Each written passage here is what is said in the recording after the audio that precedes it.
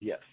Yeah, there was a very nice study that we had done in something, and I think it was great. But the reason I think it was great is because the patients were paid.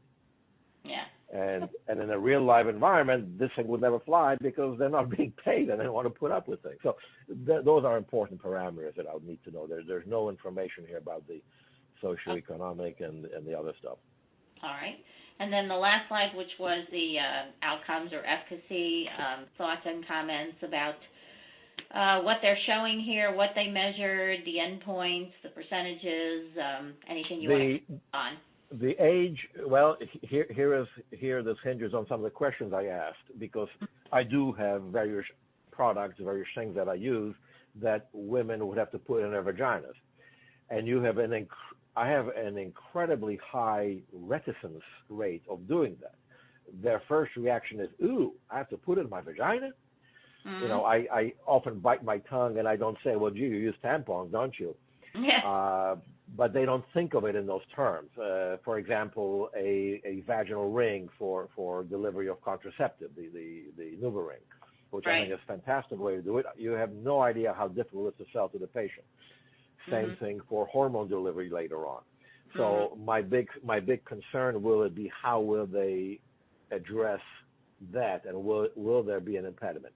That also has a huge social component in it. And that's why it's important to know which group was chosen. Is that an across the all different types population, or is it one particular group where they paid and they were induced to do that? How will that fly in a real life population? So that's important. Age is very important. You have no idea, or maybe you do, how difficult it is to get older women to do things in their vaginas. Okay. Be it from their arthritic condition in their hands where they can't shove things in and take them out, to social taboos, to other things. So I would, that's why I need to know the age, and I would love to see this done across, in statistically significant numbers across the age population. Right.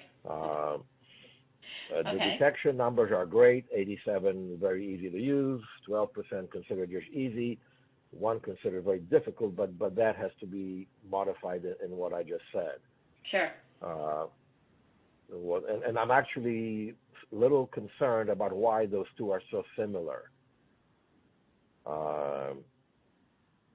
The standard of care versus product X, because I would have considered the standard of care to be less. In this situation, I would consider it to be less good, and it's not. It's depicted here, at least in my just eyeballing it, as almost the same. Effectiveness, we're boiling it up to about 65% versus